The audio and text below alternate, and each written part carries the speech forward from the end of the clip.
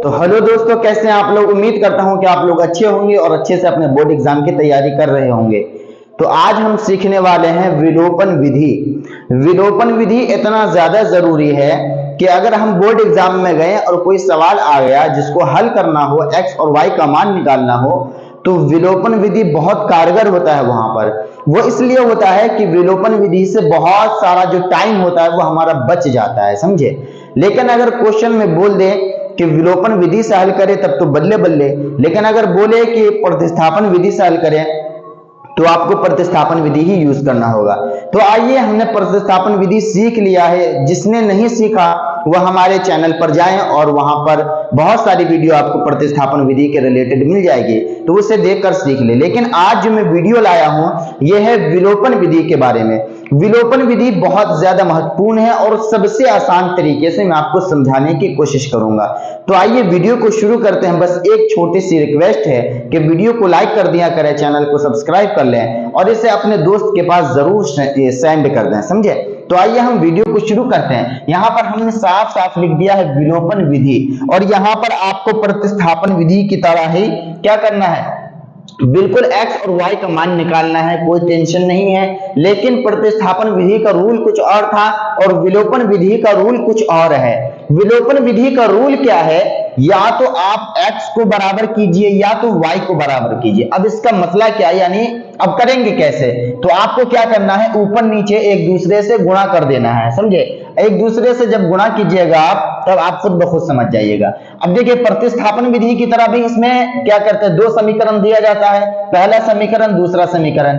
अब इसी को क्या करना है, बनाकर और x और y का मान डालना है। तो हम यहाँ पर ये दोनों को मिटा देते हैं। आप देखिए अब बनेगा कैसे, शुरू करते हैं। देखिए, या तो x का मान बराबर कीजिए या तो y का मान बराबर कीजिए। मुझे अच्छा लग रहा है x का मान, तो मैं क्या करूंगा, ये जो है 4, इससे मैं ऊपर में गुणा कर दूंगा, समझे, समझ रही है। और ये जो 2 है इससे मैं नीचे गुणा कर दूंगा। अब ये हम अगर ऊपर से इसको गुणा करेंगे और इससे इसको गुणा करेंगे तो दोनों जो है डिजिट, दोनों जो संख्या है वो सेम हो जाएगी। कैसे, देखिए, सबसे पहले हमको यहां पर लिखना है समीकरण 1 को 4 से और समीकरण 2 को 2 से गुणा करने पर। इतना हम लिख सकते हैं कि नहीं लिख सकते, ये बोर्ड है और बड़ा बड़ा लिखे इसलिए इतना हो गया। आप अगर कॉपी में लिखेंगे तो बहुत छोटी सी जगह में अट जाएगा। ये वीडियो थोड़ा लंबा होगा तो आप लोग उकता नहीं जाइएगा। एक बार समझ लिए ना, तो चाहे कैसा भी क्वेश्चन आ जाए आप उसको बना के ही छोड़ेंगे, समझे। तो वीडियो पूरा देखें। अब यहाँ पर हमने लिख दिया। अब एग्जामिनर जो होगा, जो कॉपी चेक करेगा, उसको समझ में आ जाएगा। अब हम अपना सवाल शुरू करते हैं। 4 को अगर हम 2 से गुणा करेंगे तो कितना हो जाएगा, 8x, प्लस है तो प्लस देंगे, 3 है और 4 है, यहाँ पर 4 को 3 से गुणा करेंगे तो कितना हो जाएगा, 4 तिया 12y हो जाएगा। बराबर में 13 को 4 से गुणा करेंगे तो 13 चौका 52 हो जाता है। समीकरण पहला कंप्लीट हुआ। दूसरा को देखते हैं, 4 को 2 से गुणा करेंगे तो भी यहाँ पर कितना आ जाएगा, 8x आएगा, प्लस है तो प्लस देंगे। 5 को 2 से गुणा करेंगे तो 10y हो जाएगा, बराबर है तो बराबर देंगे। 23 को 2 से गुणा करेंगे तो यहाँ पर कितना होगा, 46 होगा। इतना समझ में आया। अब करेंगे क्या, देखिए, इसके नीचे एक बट्टा खींच देंगे, क्योंकि अगर ये नहीं खींचेंगे तो फिर हमारा सवाल कटेगा नहीं। अब यहाँ पर एक काम करना है कि जैसे हम बट्टा खींचे तो जितना नीचे का जो समीकरण है ना, इन सब का चिन्ह जो है ये चेंज हो गया। यहाँ पर प्लस था, माइनस हो गया, ये प्लस में है माइनस हो गया, ये प्लस में है माइनस हो गया। अब प्लस माइनस कट जाएगा तो बचा क्या यहाँ पर, 12 minus 10y, 12y minus 10y। क्यों, क्योंकि 12 प्लस में है 10 माइनस में है। बराबर करेंगे, 52 प्लस में है तो लिखेंगे 52, माइनस 46 है तो माइनस क्या कर देंगे, 46 कर देंगे। इतना समझ में आया।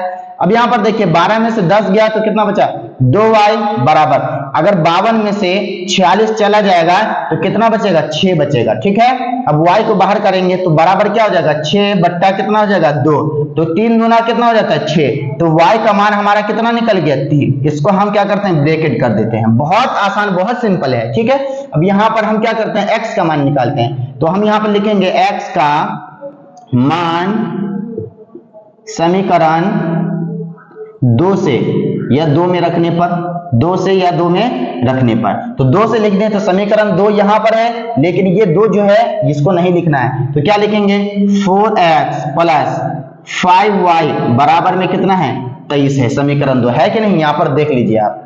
अब क्या करेंगे 4x है तो ऐसे ही लिखेंगे, प्लस में है तो प्लस, 5 है तो 5, लेकिन गुणा में हम इसलिए डाल रहे हैं गुणा क्योंकि 5 और y के बीच में कुछ नहीं, तो मतलब गुणा का चिन्ह छुपा हुआ है, तो y की जगह पर हम क्या रखेंगे, जो हमारा ये y का मान 3 निकला इसको रखेंगे, तो यहाँ पर बराबर है और 23 है तो ऐसे का ऐसे ही रख देना, ठीक है।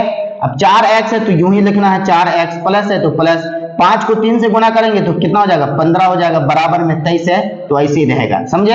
अब हम समीकरण को हल करने वाले हैं, अब क्या करेंगे 4x को बाहर निकाल देंगे तो 23 यहाँ पे आ जाएगा, ये प्लस में है उधर जाके क्या हो जाएगा माइनस हो जाएगा, तो -15 हो जाएगा, ठीक है। 4x ऐसे ही रहेगा बराबर में 23 में से अगर 15 चला गया तो कितना बचेगा 8 बचेगा, तो यहाँ पर x ऐसे हो गया, अब 8 यहाँ पर ये हो जाएगा, अब ये जो x हम निकाले हैं तो ये कहाँ जाएगा बट्टा में चल जाएगा, तो कट जाएगा, तो कितना हो जाएगा 4 दूना 8, यानी x का मान हमारा कितना निकल गया 2, समझे। तो हम यहाँ पर अब लिख सकते हैं आसानी से, अतः x बराबर कितना आया है 2,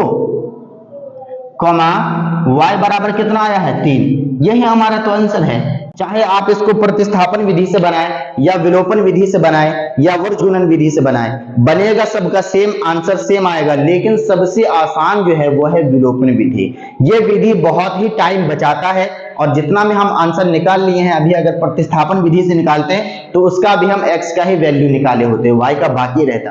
तो उम्मीद करता हूं कि वीडियो अच्छा लगा होगा। आप लोगों से दरखास्त है कि वीडियो को लाइक कर दिया करें, चैनल को सब्सक्राइब कर लें और अपनी तैयारी मेहनत के साथ करें। अगर कोई भी कंफ्यूजन हो आपके दिमाग में तो मुझे कमेंट करें, मैं कमेंट पे जरूर जवाब दूंगा। फिर हम कल एक और सवाल के साथ आएंगे और विलोपन विधि में जो भी कंफ्यूजन है उसको दूर करेंगे।